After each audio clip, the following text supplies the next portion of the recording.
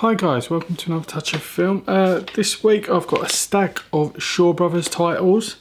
These have been building up for a few months now. I tend to show a few of them, like once I get a few of them basically. I won't show like one or two. So yeah, this is the oldest one I've got, which is Brave Archer. Let's focus in. Yeah, great title there. This is directed by Chang Cheh, probably one of the biggest directors from the Shaw Brothers era. It stars the late great Alexander Fushang.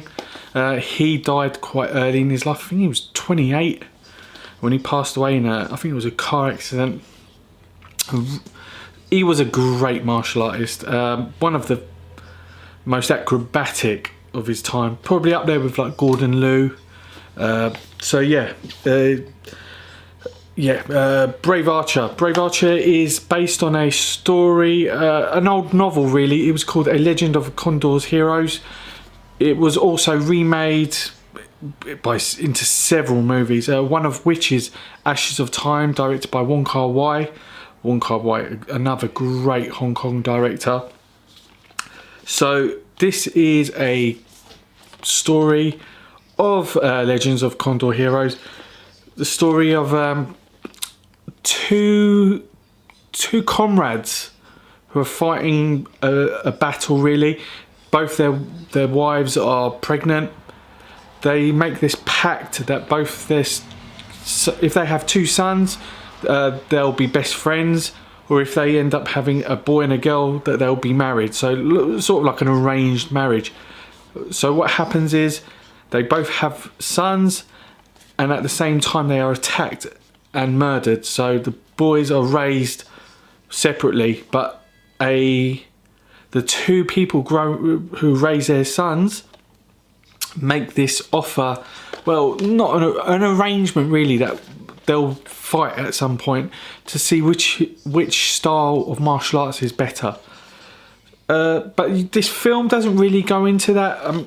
Brave Archer there was 3 films. It spawned a few sequels. So the main story is not in this film. However, Alexander Fushang, who's the Brave Archer, his story is really how he learns martial arts and meets this young girl where her father tests him to give her hand in marriage in his martial arts. So he has to test himself in martial arts to gain her hand in marriage. Quite a complicated story, not what you would think from a martial arts movie or from the main premise of this movie. However, it is a fantastic movie. Definitely one of the best releases from the 88 Asia series. I would put this probably in my top 5 of the series. It's a must-have, and it comes with a great slip box. I got this from Amazon, and you don't usually get the slip boxes, so this is sticking out like a sore thumb in my collection with the slip box, where the rest don't. So I think I will be getting most of them from 88 Films now, just because I really like some of the original artwork as a slipcase and the new artwork on the Blu-ray. So yeah, next up we have Casino Tycoon. If we can focus in on that. Get my face out of the way. Yeah, directed by Wong Jing and starring Andy Lau. Now these two worked a lot together. They did all the God of Gamblers movies. I think he did quite a few Casino Raiders. So it's in the same emphasis of casino movies and gambling movies. Andy Lau plays a guy who works in a dock with his best friend. He gets into a little bit of a tussle with some gangsters. A mafia boss sees him and says, "Oh, I'm really impressed with your fighting skills," and takes him under his wing and teaches him and gets him to really progress in the crime family. Andy Lau gives a fantastic performance. Now, I wouldn't recommend this movie to everyone, so you really have to be a fan of that whole Hong Kong gambling movies. I mean, there was loads of them in the 80s. I mean, I myself am a fan of them, especially the God of Gamblers. Anything with Andy Lau as well. If you don't know Andy Lau, I mean, a lot of my subscribers may not be into Asian cinema, but Andy Lau is one of the biggest names in Hong Kong cinema. Probably the top 2 at the moment. He's up there with probably Donnie Yen. They are the 2 biggest actors in Hong Kong. Andy Lau, he's been in great movies like Infernal Affairs. Oh God, there's so many. I've got a massive collection of all his movies up there. Yeah, he's up there with like Chow Yun-fat. He's a phenomenal actor, and he was a canto pop singer, but more known for his acting, which is phenomenal. He's an award-winning actor in Asia. So yeah, if you are into those gambling type movies, or even if you're into like Ocean's 11, I would recommend this movie. It's a fun movie. And if you're into crime movies, so yeah, that is Casino Tycoon. Also stars Joey Wang, who's got a good role in this movie. Okay, next up we have...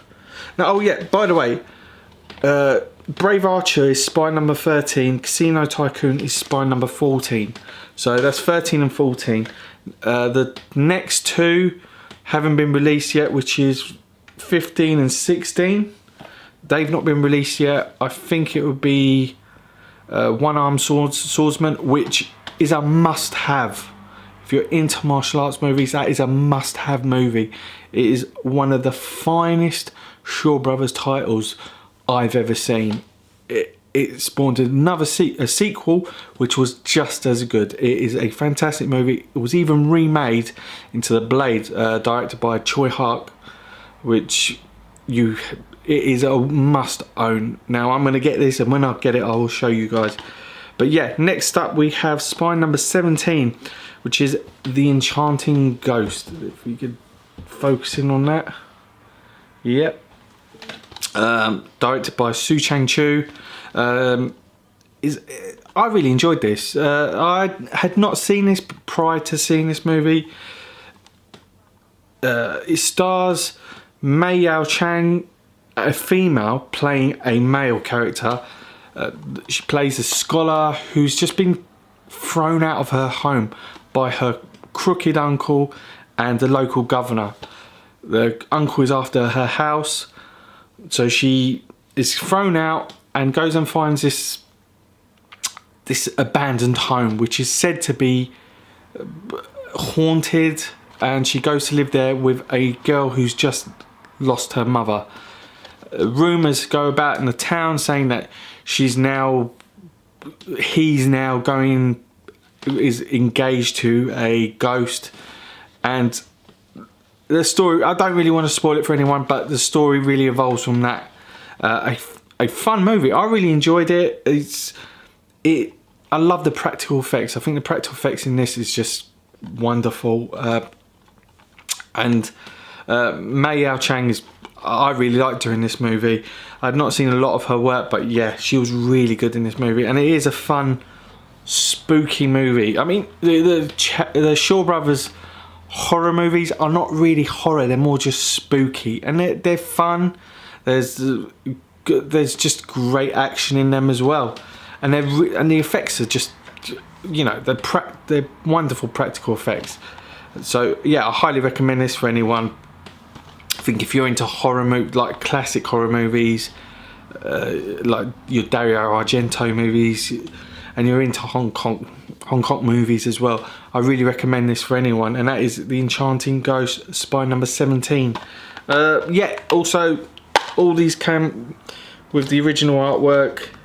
That there is Mei Yao Chang as a male actor, as a male character really. So yeah, not what I expected. I thought, hold on a second, the first scene you're like, what? But yeah, she done a good job with it. So yeah, that is The Enchanting Ghost. Next up is The Ghost Lovers. This is an unusual movie.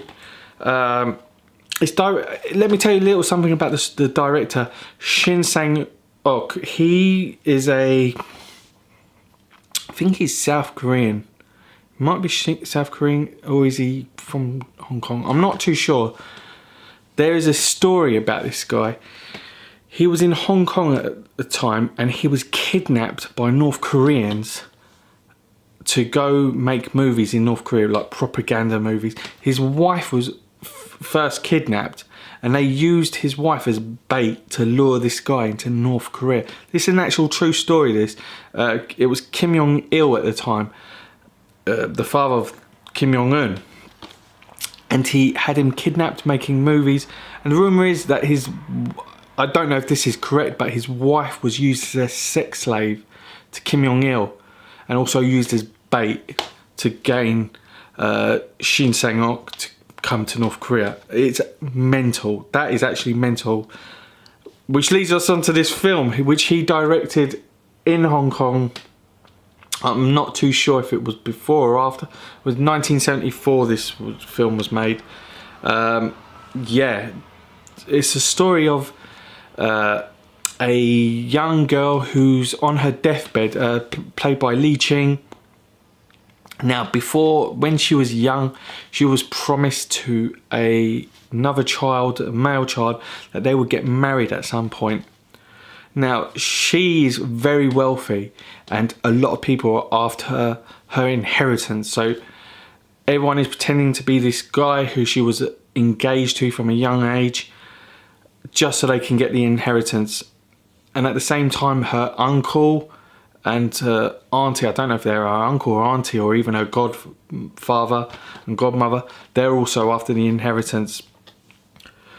This leads to her maid trying to get the gentleman that she is engaged to come visit her, get married, or else if you die the story says that if a young woman dies a virgin, she doesn't go to heaven. She in fact becomes a ghost that's in between heaven and earth, and is forced to walk life as a ghost and scare people.